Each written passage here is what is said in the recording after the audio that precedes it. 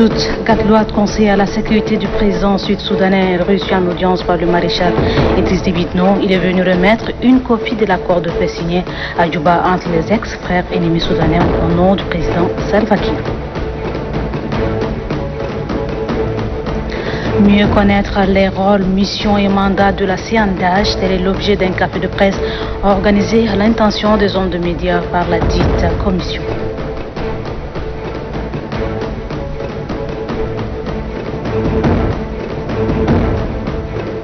Après 8 ans d'études en philosophie et théologie, 14 jeunes du grand séminaire Saint-Luc de Bakara ont été ordonnés diacres ce matin par Monseigneur Nicolas Nadji. C'est tout pour les titres. Très heureuse de vous retrouver. Bonsoir à toutes et à tous et bienvenue dans cette session d'information. À la tête d'une importante délégation, toute Gatloat, conseiller à la sécurité du président sud-soudanais, a été reçu en audience ce midi par le maréchal Idriss Déby Itno, président de la République. Il est venu remettre officiellement, au nom du président Salva Kiir, une copie de l'accord de paix signé à Djouba entre les ex-frères ennemis soudanais, le maréchal du Tchad et le garant du accord, Nasr Mouhty. Il y a 21 jours, très exactement à Djouba, un accord de paix définitif a été signé entre les frères ennemis soudanais. Le maréchal du Tchad Idriss Déby Itno a rallié la capitale du Soudan du Sud pour assister en live aux fruits de ces plusieurs années de négociations, tant en N'Djamena, Amdjaras, El Djenena, Darfour, jusqu'à Doha, Khartoum, etc. À Djouba, le maréchal du Tchad Idriss Déby Itno a été désigné par les deux parties comme garant de l'accord. Ce samedi 24 octobre, le président Salva Kiir a dépêché par un vol spécial auprès de son frère et ami Idriss Déby Itno, son conseiller en charge des affaires sécuritaires, toute Gatloat. Au nom de son président et du peuple frère du Soudan du Sud, l'émissaire a exprimé toute sa reconnaissance au maréchal du Tchad Idriss Déby Itno, président de la République, chef de l'État, pour son implication personnelle et active ayant abouti à la signature de cet accord historique. Aussi a-t-il remis officiellement une copie du volumineux accord de paix au maréchal du Tchad qui en est le garant à l'effet de suivre son exécution par les deux parties pour le bonheur et surtout le retour d'une paix définitive au Soudan, un pays limitrophe, respectivement au Tchad et au Soudan du Sud. La paix que nous désirons pour le Tchad, nous la souhaitons également pour le Soudan, a déclaré le maréchal du Tchad à l'émissaire du président Salva Kiir. Interrogé à sa sortie d'audience, l'émissaire a tenu à saluer l'engagement du maréchal du Tchad en faveur de la paix et de la sécurité au Soudan.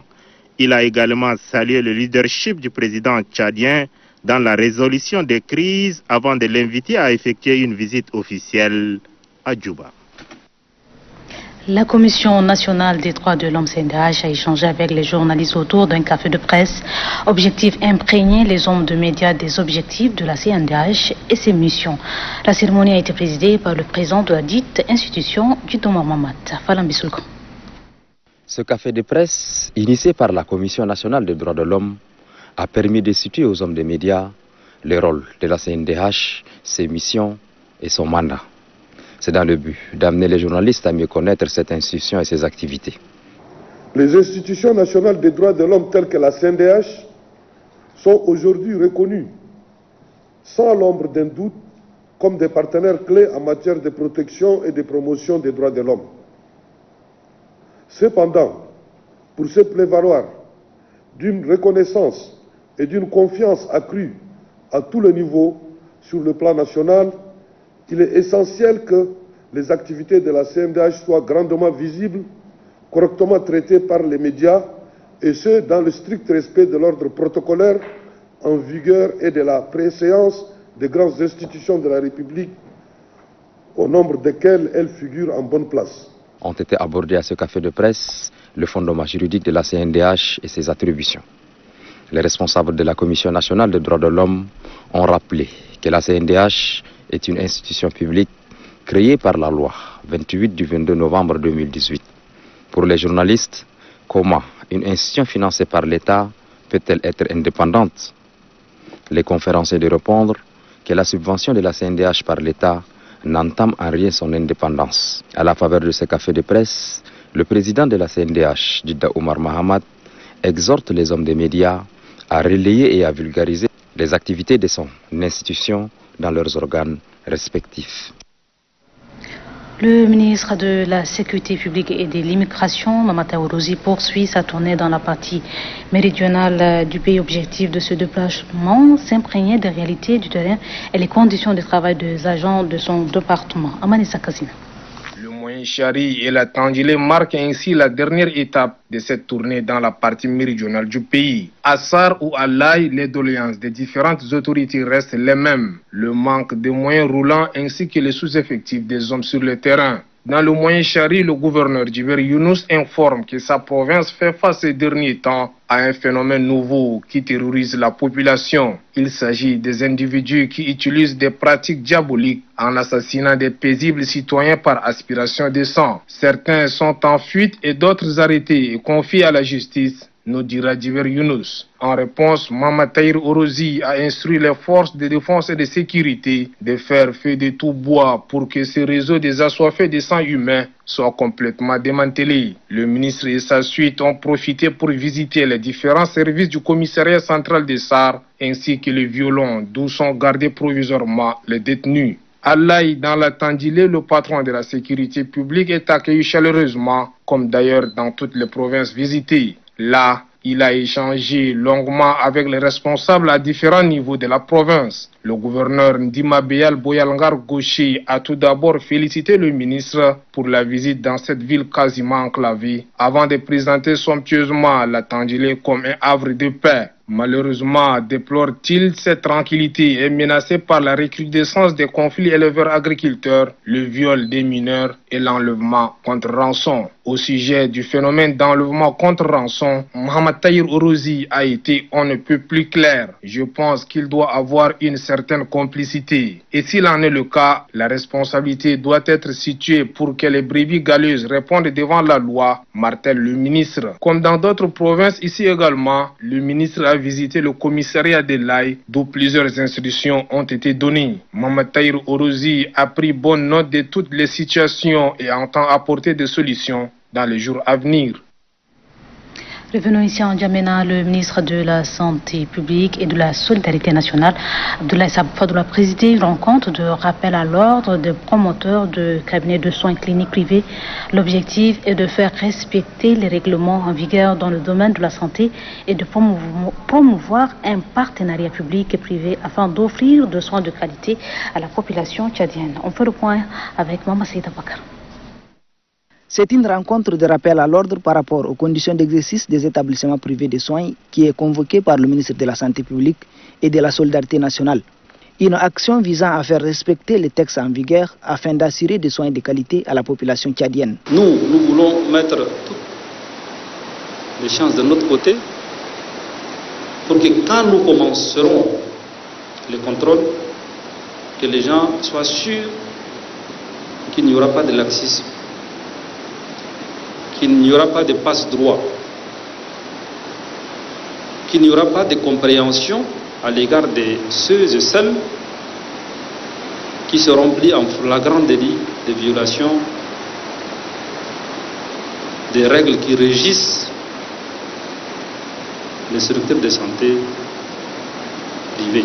Le chef du département de la santé publique reconnaît le rôle social et sanitaire des cabinets et cliniques privés, mais déplore les pratiques malsaines qui se font dans certaines de ces structures privées.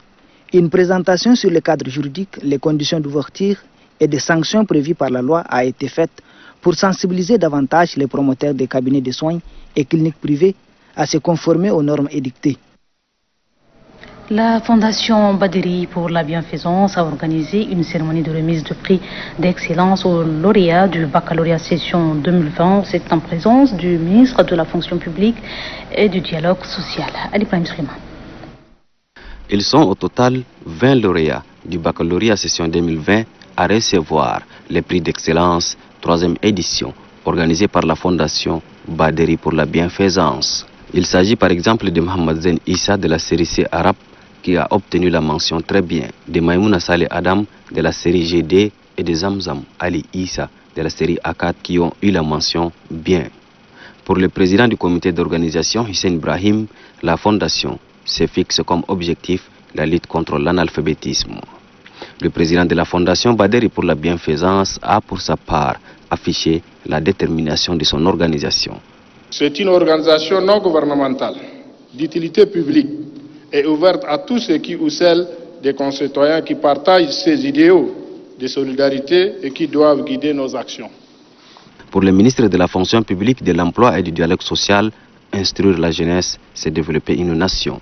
L'éducation commence dans le berceau et ça se termine dans le cercueil. Vous venez de décrocher ou vous venez d'être distingué par vos bacs. Il vous reste à amorcer les études supérieures. Je vous demanderai d'être trop prudent. Choisir les filières ou les domaines en fonction de vos séries. Créée en 2018, la Fondation Baderi pour la bienfaisance a entre autres missions la lutte contre les inégalités sociales, la recherche du bien-être des populations, le développement, l'encouragement du mérite et la promotion de l'excellence. En marge de son séjour à Béché dans la province du Ouada, la ministre de la Femme, Amina Priscille Longo, a rencontré les chefs traditionnels et religieux ainsi que les femmes et filles. La ministre a échangé sur la question de la violence basée sur le genre. Apolline Gagné.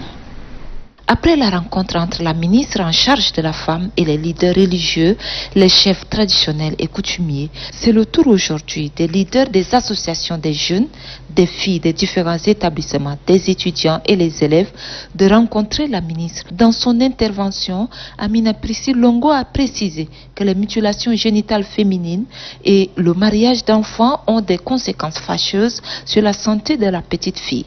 Dans leur échange, les filles se sont relayées pour poser des questions relatives aux mutilations génitales féminines qui contribuent négativement à l'épanouissement de la fille. La politique du maréchal est en votre faveur. Il y a des textes et lois qui ont été votés pour vous protéger. Mais c'est à vous de continuer à dénoncer que les conséquences de la mutilation génitale sont réelles. Et les femmes le vivent malheureusement. En silence, elles n'osent pas en parler.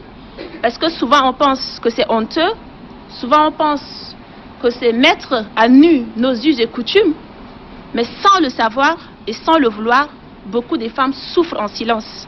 Mais aujourd'hui on compte sur vous, parce que vous êtes l'avenir de demain et vous devez relever ces défis en dénonçant. Amina Priscille Longo a profité de cette occasion pour distribuer aux filles quelques échantillons des kits de dignité. Après cette rencontre, la ministre en charge de la femme a remis divers matériels composés de machines à coudre, des moulins et autres aux associations féminines. Le Conseil national de femmes leaders du Tchad, conseil avec l'association coétienne Cessiania, a offert ce matin un don aux sinistrés des inondations de la commune du 8e et 9e arrondissement. La cérémonie de remise de ce don a vu la présence de la ministre, secrétaire générale du gouvernement, par ailleurs, présidente du CONAF, Mariam Mamandouk. Mamad Suleiman. Le Conseil national des femmes leaders du Tchad, CONAF, en partenariat avec l'association coétienne Cessiania, vole au secours des sinistrés des inondations. Il a offert aux sinistrés des communes du 8e et 9e arrondissement de vivres et de non-vivres. Dans la commune du 9e arrondissement, près de 50 ménages bénéficient de ces dons. En remettant ces vivres aux autorités communales, la présidente du CONAF salue l'appui conséquent de l'association coétienne Cessiania. Nous avons choisi 3 sites.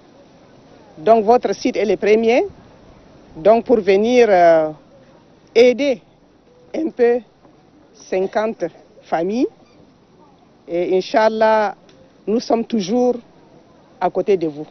Nous voulons faire plus, beaucoup plus. Mais apporter peu, c'est aussi mieux que rien. Et je voudrais profiter pour remercier l'association coétienne pour l'action sociale, l'action humanitaire et le développement, qui a écouté notre cri de cœur et qui est venu vraiment nous apporter son soutien. Les bénéficiaires expriment leur satisfaction.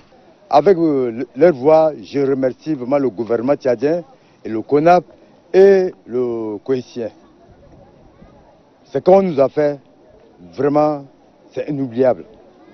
Après cette étape, les membres du CONAF se sont rendus dans la commune du 8e arrondissement pour offrir des vivres aux sinistrés.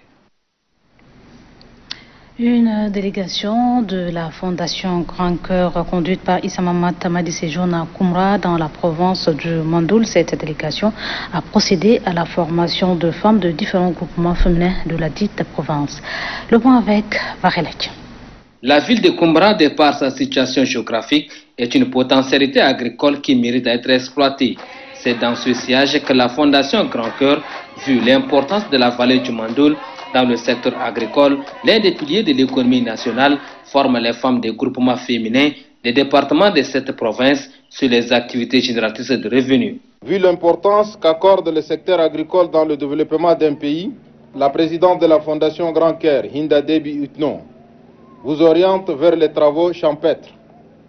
C'est pourquoi, après les 3 jours de formation axés sur les activités génératrices de revenus, sous l'expertise des formateurs de l'ANADER, vous auriez des motos tricycles, des matériels pour la culture maraîchère et bien d'autres outils qui vont vous accompagner dans vos activités respectives. L'autonomisation de la femme, qui reste et demeure le souci primordial du gouvernement, à travers lui, le maréchal du Tchad Idrissa Déby Itno constitue aussi l'un des axes majeurs d'intervention des actions de la Fondation Grand Cœur. Quoi de plus mauvais que de voir une femme souffrir dans la vie?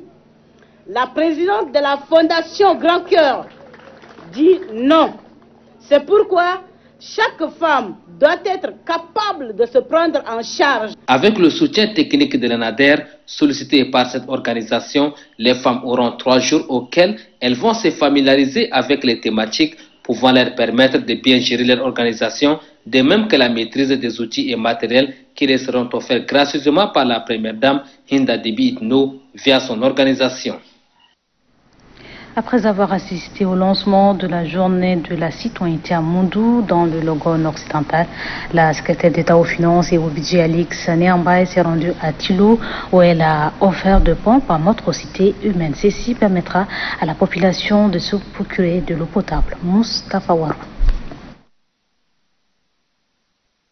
Soucieuse du bien-être de la population de son village natal Tilo, la secrétaire d'État aux finances et au budget Alix Ndolenouji Naimbaye a offert 10 forages d'eau à Motrocité humaine. En dehors de l'eau potable, Alix Naimbaye a également construit des salles de classe au collège d'enseignement général de Tilo. Nous sommes venus faire le suivi non seulement des forages sur le plan matériel, ils existent toujours et ils sont tous fonctionnels, mais aussi voir un peu avec les comités qui sont chargés de la gestion de ces forages, comment ils s'en sortent.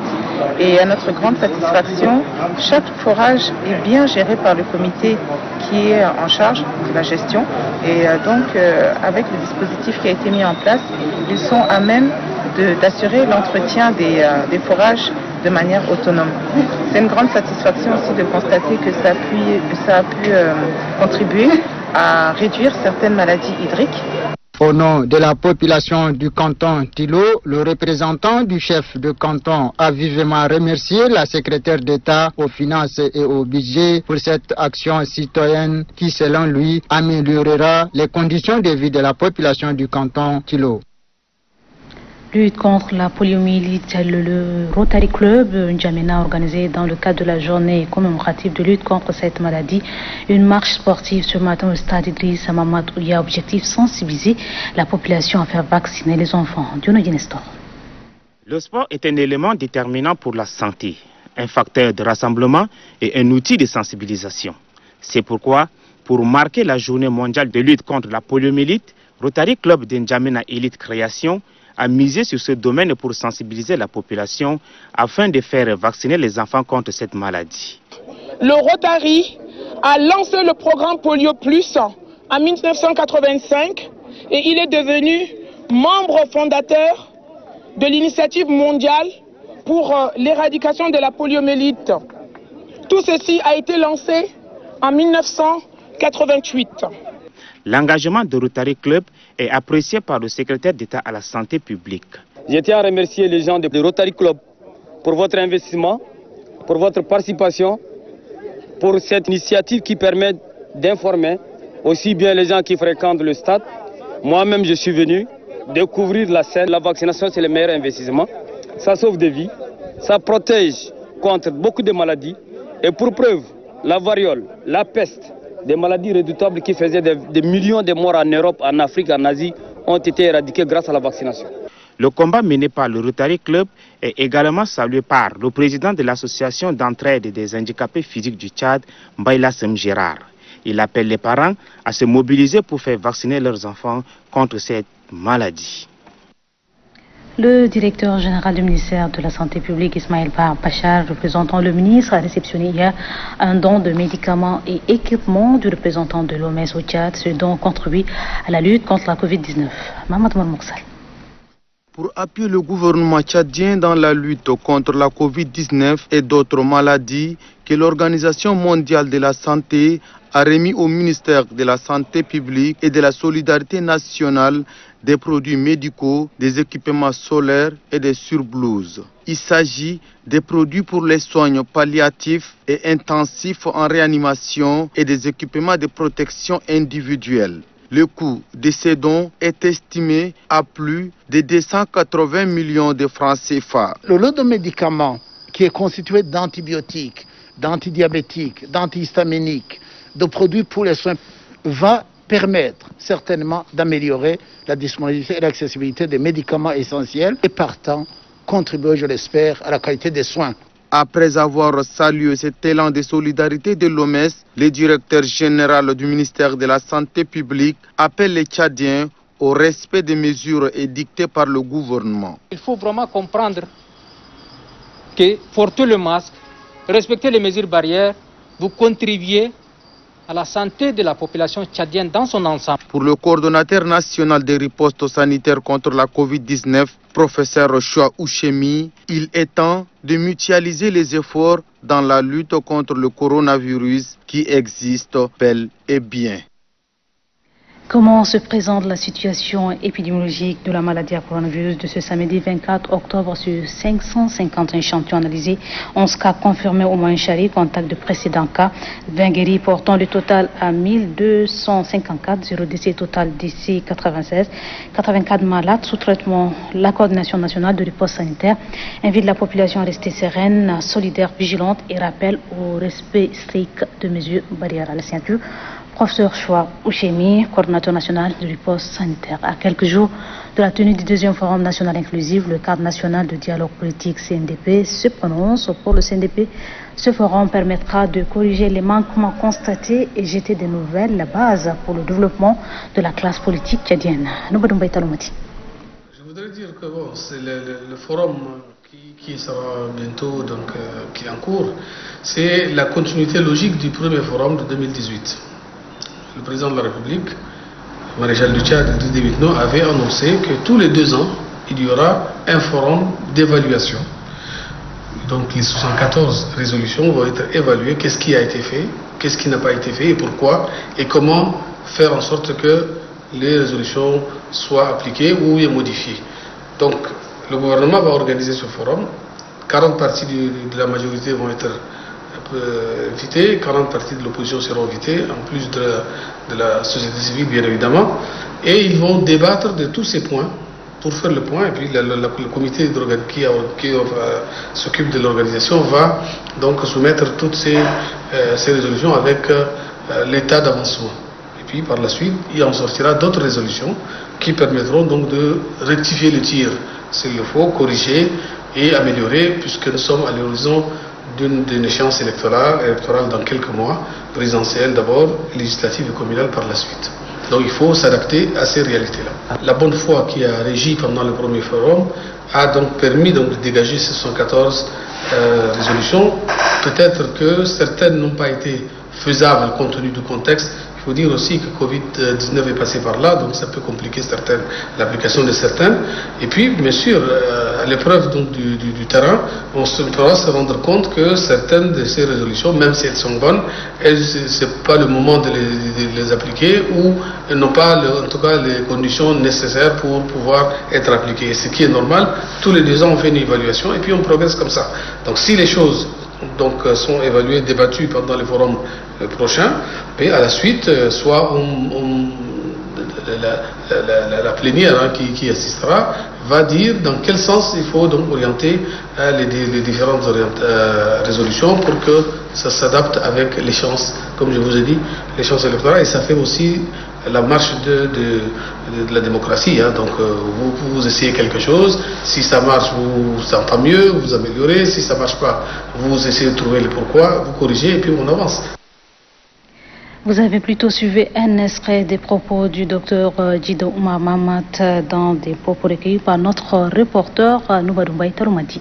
Les membres du bureau Bamina Assas ont offert des pompes à motricité humaine à la population de Mandelia, chef-lieu du département de Chari, province du Chari-Bagami, une manière de contribuer à la mise en œuvre du développement durable du pays. Mamat Sidabakar. Aussitôt arrivés à Mandalia, les membres du bureau Bamina Assas sont allés présenter leur civilité au secrétaire général du département du Chari. Cet esprit de convivialité converge en droite ligne avec la vision nouvelle du maréchal du Tchad, Idriss Déby Itno, président de la République du Tchad, qui fait du bien-être de tous compatriotes, qu'ils soient en Djamena, dans l'arrière-pays ou même à l'étranger, son cheval de bataille.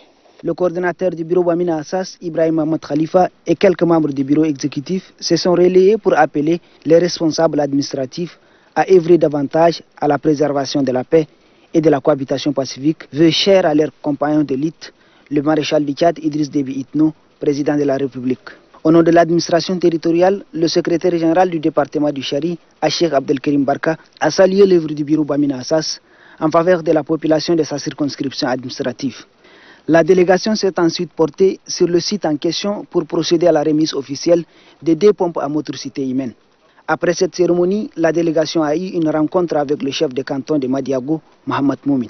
Une rencontre au cours de laquelle il a rendu un hommage mérité au bureau Bamina pour ce geste social salutaire. Dégradée pendant la saison de pluie écoulée, la principale voie de Goudji dans la commune du 2e arrondissement est de nouveau accessible à tous. Ceci est rendu possible grâce à l'association de femmes ingénieurs qui participent au développement du pays. Rendre praticable l'avenue Général Doumro au quartier Goudji dans le 2e arrondissement de la capitale dégradée par les eaux de pluie. Tel est le but de cette mobilisation des membres de l'association des femmes étudiantes et ingénieurs des travaux publics, une action qui s'inscrit dans le cadre de leurs responsabilités sociales. Contribution en menant cette opération d'entretien de route, en commençant par cette avenue qui est l'avenue Général Doumro, communément appelée Chade Laguna.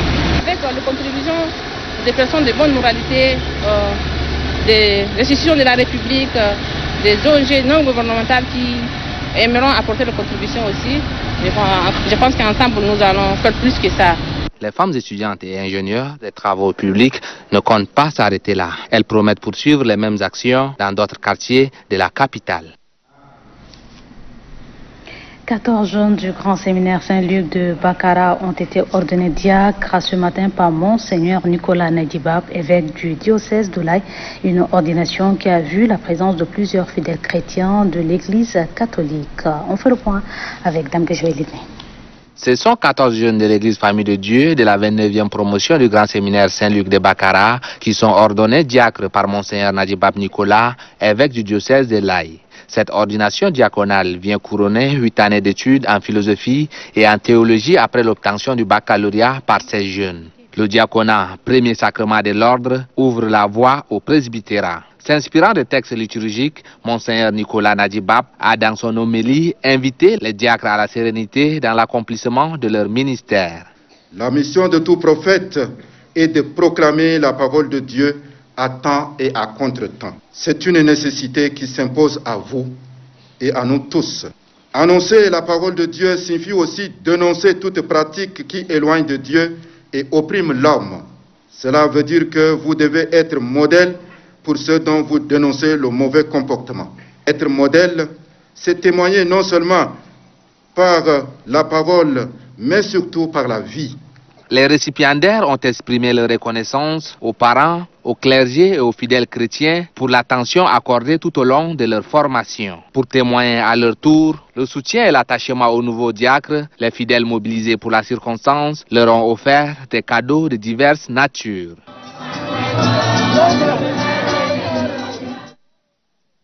Aux Aujourd'hui, 24 octobre, le monde célèbre la journée des Nations Unies à l'occasion de ce 115e anniversaire. Je vous invite à suivre à la fin de cette édition un documentaire de 3 minutes sur les 14 pays francophones qui ont intégré l'Organisation des Nations Unies en 1960. Et sur ce, c'est la fin de cette édition.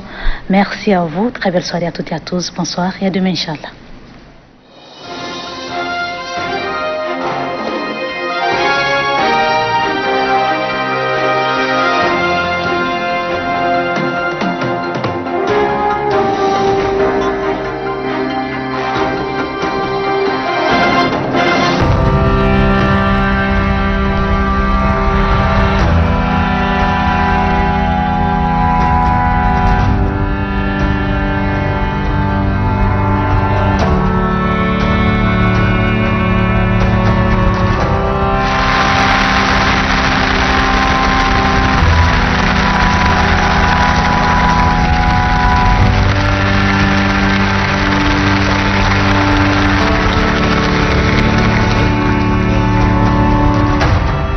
We have too much in common not to turn the simple human values, which are our common heritage, into the firm foundation on which we may unite our strength and live together in peace. Le 11 août 1960, François Tombalbaye, premier président du Tchad, proclame l'indépendance de son pays. Cette longue marche du Tchad vers l'indépendance a été l'œuvre des patriotes tchadiens et mérite une attention particulière. Au lendemain de son accession à l'indépendance, le 11 août 1960, le Tchad adhère à l'ONU le 21 septembre de la même année, le premier représentant du Tchad à l'ONU. C'est un grand honneur pour mon pays d'avoir été admis à l'unanimité comme membre de l'Organisation des Nations Unies. Au nom du chef de l'État de la République du Tchad, son Excellence le Président Tombalbaye, et du peuple tchadien tout entier, comme à mon nom personnel, je tiens avant tout à remercier le Président et les membres de cette illustre assemblée pour cette marque de confiance. 60 ans après, le Tchad a connu un développement graduel, d'où la liberté. De 1960 à 2020, le Tchad totalise 60 ans d'indépendance avec un développement continuel. 1945 à 2020, l'ONU célèbre les 75 ans d'existence. L'avenir que nous voulons, l'ONU dont nous avons besoin, réaffirmons notre engagement collectif en faveur du multilatéralisme, faire face au Covid-19 grâce à une action multilatérale efficace, souligne parfaitement l'importance que chacun d'entre nous devra accorder à la coopération internationale et au multilatéralisme en tant que moyen irremplaçable pour relever les grands défis communs tels que les pandémies, le dérèglement climatique, le terrorisme, la pauvreté et les inégalités, pour ne citer que ceux-là. La crise du Covid-19 a montré notre faiblesse commune et en même temps démontré la nécessité que seuls des efforts collectifs renforcés. C'est l'occasion pour la grande famille des nations, en ce moment de célébration du 75e anniversaire de notre organisation, et dans le contexte particulier actuel, de réaffirmer la place centrale de l'Organisation des Nations Unies et le rôle primordial du multilatéralisme dans les relations internationales. Qu'il me soit permis d'exprimer ma très haute appréciation et mon soutien à son Excellence et Monsieur le Secrétaire Général Antonio Guterres pour son leadership et son engagement en faveur d'une redynamisation du rôle de l'ONU pour mieux répondre aux énormes attentes de tout le peuple à travers une forte implication des organisations régionales. Le Tchad salue à cet égard le partenariat exemplaire qui se développe entre les Nations Unies et l'Union africaine.